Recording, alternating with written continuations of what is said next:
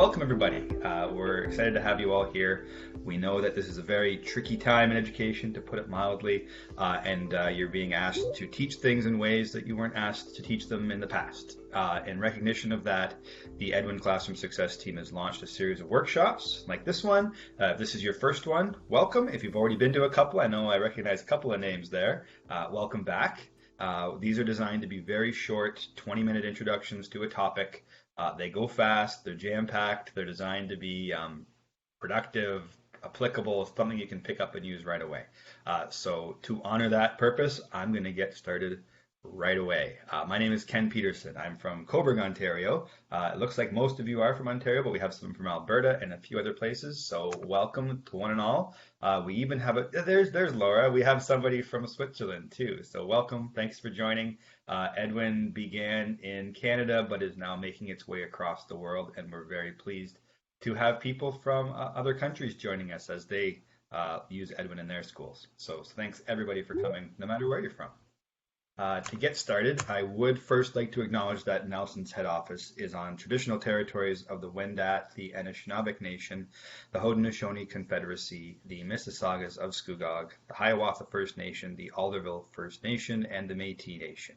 As a citizen of Cobourg, Ontario, the place where I live is also covered under the Williams Treaties of 1923. We seek a new relationship with First Nations, Métis, and Inuit people, and it's one that's based in honor and deep respect. So today's topics are going to focus on three big ideas. The first one is I want to go into the Edwin Library, help you find a few things that are going to help you teach math. There is textbook material in there, but I really want to focus on a couple of things that go beyond just a traditional textbook style. That's all in there, and there's absolutely value in having the content and the questions and it all in one place. But there's also some interactive stuff. There are some videos that you can't put into a textbook, so we're going to look at that. The next piece, we'll be looking at all the digital tools that are built into Edwin. We have some virtual manipulatives in there. We've integrated with Desmos. You might be familiar with them. So all the tools are just a couple of clicks away. You don't have to switch between websites to use them. It's all right there. And the last part of the session, we'll be just looking at sort of what I call an instructional toolbox. I've got a list of 3 or 4 things to give you some ideas. Virtual whiteboards, interactive activities, that sort of thing. So that you can teach math either synchronously, asynchronously, in a way that works in the digital space.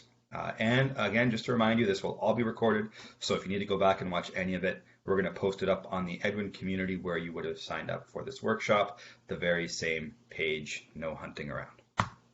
So the first thing I'd like to do is go in and explore the Edwin Library. And this is a perfect time to ask some questions, or if the audio is funny or something, this would be a great time to just shout it out. If not, we're going to dive right into Edwin. So here we go. This is the Edwin screen that you should see when you're logged in.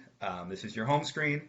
And the topics at the bottom will be set up based on what you turned on when you first went in to Edwin. So I've got grades 6, 7, and 8 turned on here, since that's the session we're looking at today. I'm going to give you all a quick tour of the library, specifically from the mathematics perspective.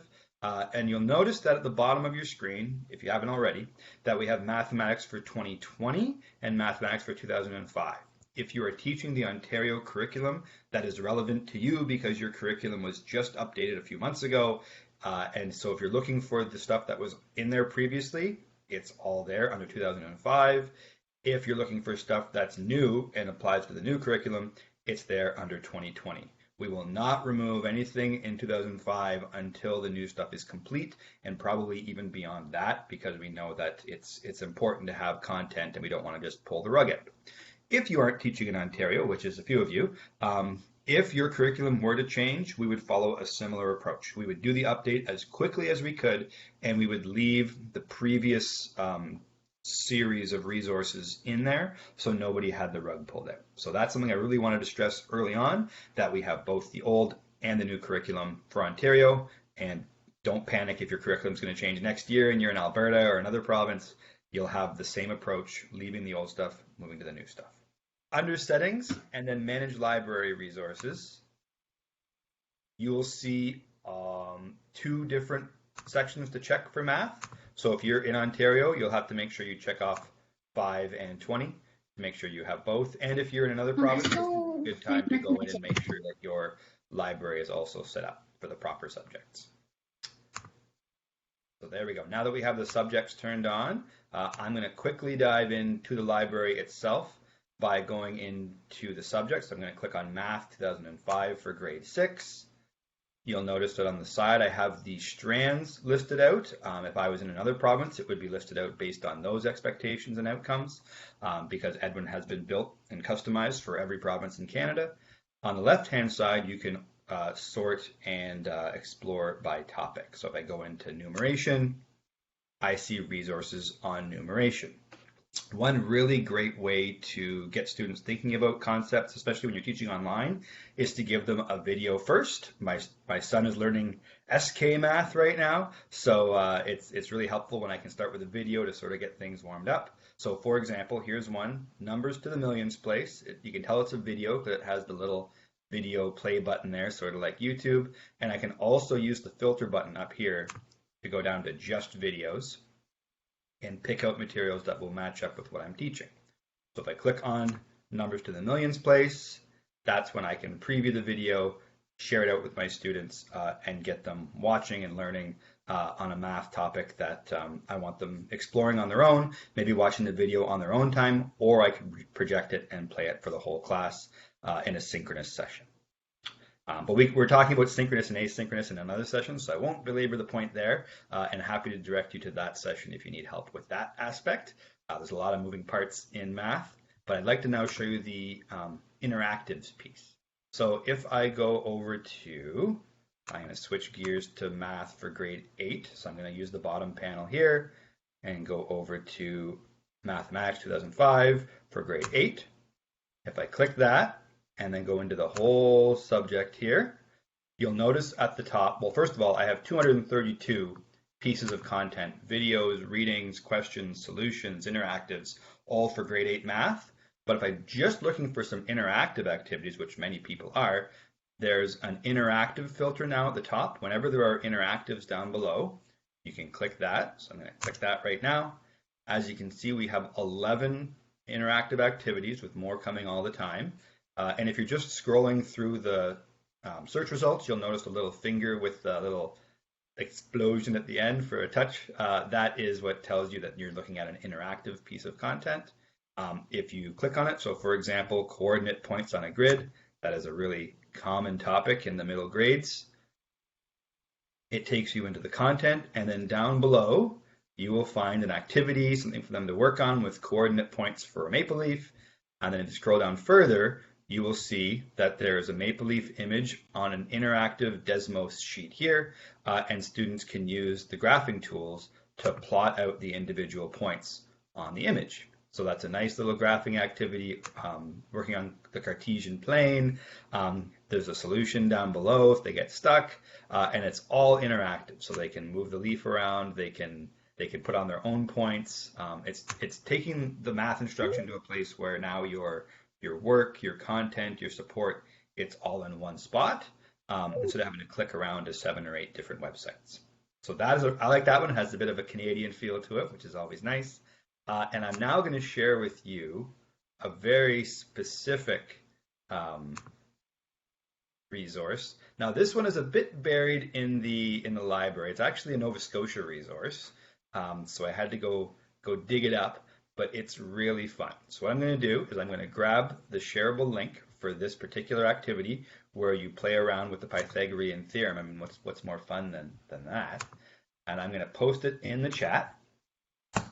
And if you're logged into Edwin and you click on that link that I just posted in the chat, it will take you straight to this activity where you can do a few things. You can play around with the dimensions of this right triangle, make them bigger, make them smaller. And then you'll move the colored pieces to model the fact that the area of these squares equals the area of this square. I'll let you do it on your own. It's a fun little aha moment for students and teachers. And it's a really good example of how you can take learning and content in the Pythagorean theorem and that a squared plus b squared equals c squared, and really play around with it in a way that's visual and interactive on your screen.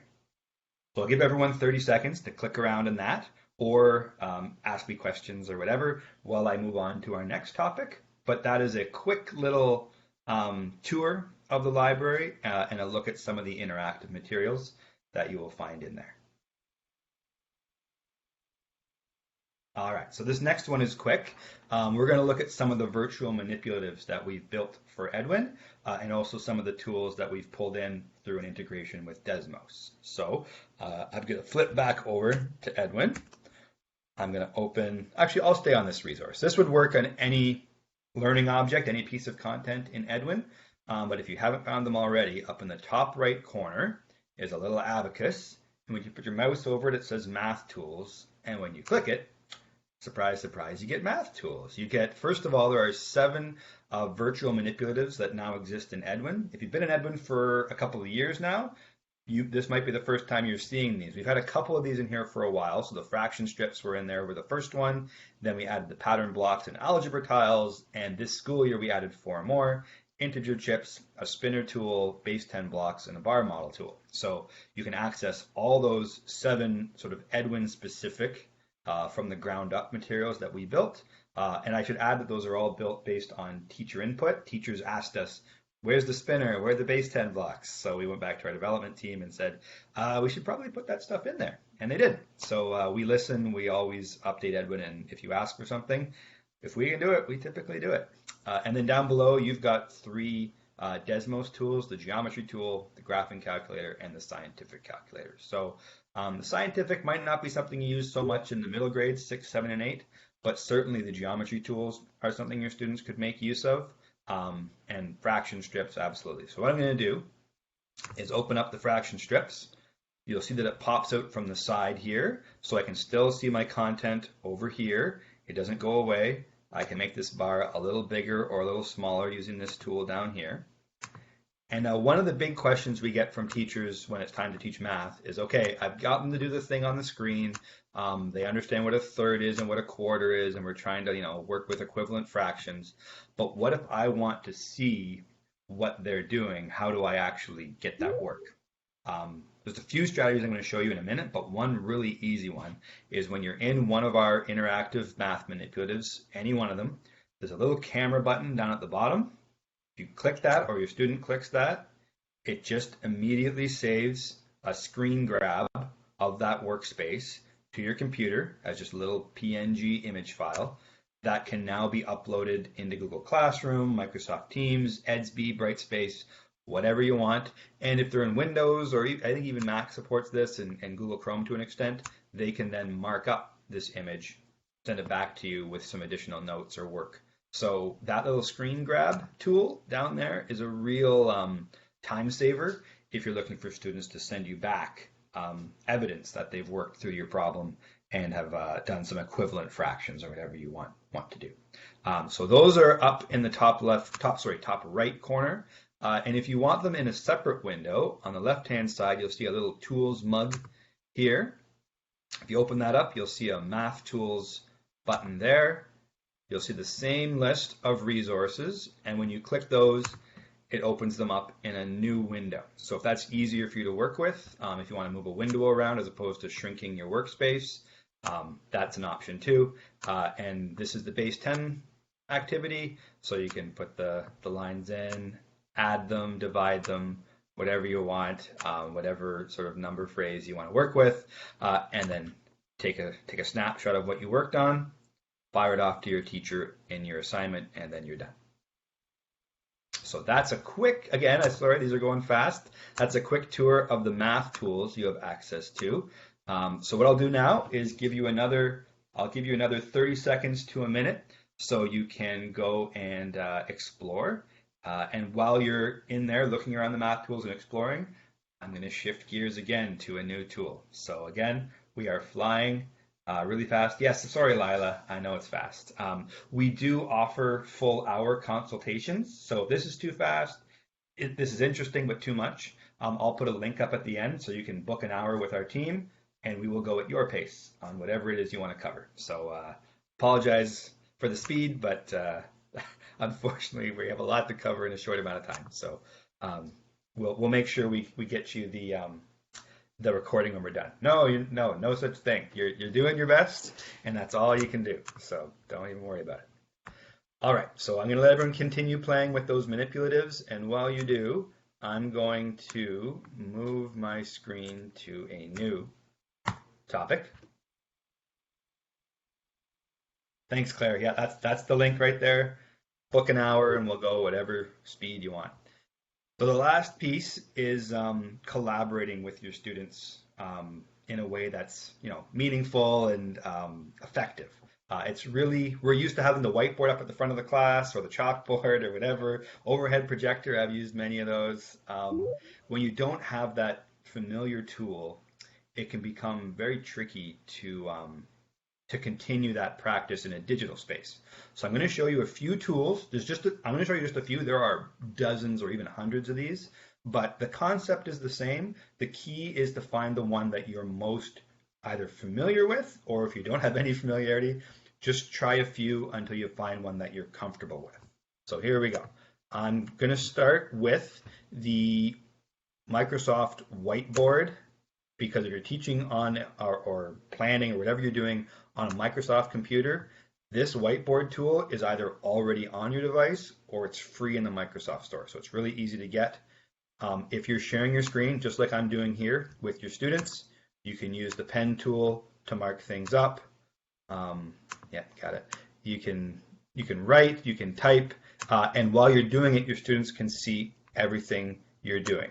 Most of these tools also have a typing section, so you wanted to type some numbers in, do a number phrase, and then get your students to give you potential responses in the chat or something like that. That's one way. Now this, I know we have people from all over the spectrum when it comes to comfort with technology. If this feels like too much, book a consultation, or I always say this, give yourself some open space to try it out and just see how it works. No one's an expert at anything until they've failed at it a couple times. So give yourself some space, be kind to yourself, and try these tools out in a way that works for you. So that's one really basic way, the Microsoft Whiteboard tool. Another really great tool is if you're working with Google, or even if you're not, this is also available. There's a new tool called Jamboard, new-ish. It's new to me, relatively. And what this allows you to do is create basically, why isn't this opening? Virtual whiteboard activities. There we go. That you can create. So you can add a grid like I've done here. You can add questions. You can add an image that students have to mark up and label things. And then you can share the link to that workspace with your students. So if I go into here, I'm really just going to do a really basic, please plot 2x plus 3, y equals 2x plus 3. There you go. I'm a math major. I'm okay with math. Oh, sorry, I'm a history major. I'm not okay with math, but it's all right. I'm going to be all right here. So let's say I wanted my students to plot this particular line. I could make this really basic sheet, click share, and give everyone a direct link to there. So Jamboard, if you just Google it, it's a free Google tool. If you have a Google account, you can log in with your own account, and if you don't, you can just use it anonymously, I believe. So now that I've given everyone access to that sheet, you can pop in. In fact, I already see somebody in here. I have an anonymous dingo, and you can work with this sheet right in front of me. Oh yes, that's a good point, Claire. This is not an Edwin tool. This is just one of the potential tools you could use in addition to Microsoft Whiteboard or a number of other whiteboard tools out there. This is just one example. The last one I'm going to show you. Oh, go ahead. Can I interrupt for 1 minute? Yeah. So my son, his teachers have been sending him using these jam boards or whatever, which I think they're wonderful tools, but he's got, like, his school system uses the Google Suites versus my school system uses Google Teams, or the Microsoft Teams, sorry. Yep. So I have a Gmail account personal, so I mean, obviously I can access that, but if my students don't have a Google account, can they still access these Jamboards? if you're, I would stay away from the Google Jamboard if you're not a Google system. I would use this one here, the Microsoft Whiteboard, because it is a little more friendly with Microsoft. In fact, you can even use this line over here and post it to Teams. So if you're looking for a whiteboard tool, this is where I'd, and you're on Microsoft. So Microsoft Whiteboard instead. Yep, yep. A lot of the functionality is the same. There are some differences, but if you're just looking for, and is this within Edwin, or is this just another tool? This is another tool that you can use alongside Edwin resources. Okay. Thank you. No problem. Yeah, happy to help. And the last thing I'll show, I know we're getting close to the 20-minute mark here, is Pear Deck. So if you've already used Pear Deck, awesome. If you haven't, Pear Deck has a suite of interactive slides that you can add to any deck, whether it's a Microsoft PowerPoint or a Google slide. I'm in Google Slides here, but it would work the same. So Tanya, if you're on Microsoft, this will work with that. I just launched now we're going to do a Pear Deck session, so if this is too much, please don't panic. I'm just going to show you what the end result looks like, and we'd be happy to walk you through the full set of steps to get this going. But if I go into my template library and I go down to math, I've got a number of sort of geometry, comparison, multiple choice, number line activities. I can even get my students to use the Desmos calculator to graph something. So if I click on that template, it brings up my slide. It even gives them a link where they can go and work on the calculator. And if I was to, this is the last thing I'll show before I wrap up, start this lesson right now.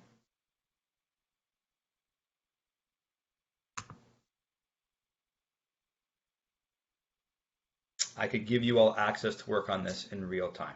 So when it comes time to have your students work on an activity in a way that you can see all students working at once, Pear Deck allows for that. If it's a whiteboard, you're getting sort of one student at a time, depending on the setup, or if it's collaborative. But with Pear Decks, you can get everybody working on the same slide at the same time, and then you can get that feedback in real time.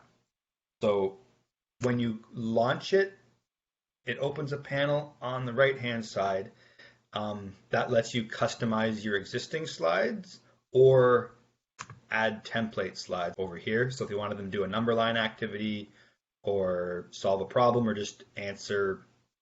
So I like this one. It gets missed because it isn't actually a math activity, but students can write their response beside the slide in real time to explain how they got to their answer. And what I find when I do this is you usually get a few different responses from your students. Really nice way to pull out that there's more than one way to get to the answer. You don't have to always go through the same steps. So this is a really nice slide for math, or really any topic, but math especially. So once you get your Pear Deck up and running, you'll be able to add these types of slides to your presentation. And when they're launched, you'll be able to see your students drawing and answering the questions in real time to see who's doing what and what the answers are. That wraps it up. We are done with the math section, but I'm happy to stick around for any questions you might have. I'm going to post a few links here at the end for support. This will be posted up on the Edwin community. In fact, I will take you there right now if you want a quick reminder on how to get back. So in the bottom left-hand corner of your Edwin home screen, there is a little help bubble with a question mark in it. One of the links in there is the educator community. So help bubble and then community. We post all the recordings under the workshops section, but if we just posted one like we did here, you'll have access to the recording of the workshops right in the main feed. But if you're looking for a specific one, I suggest clicking on the workshops link, which is over here on the left. This is also where you can sign up for other workshops that are coming up. We have social studies tomorrow, assessment next week, language, science, all that good stuff. And then the recordings and other things will be found down below here.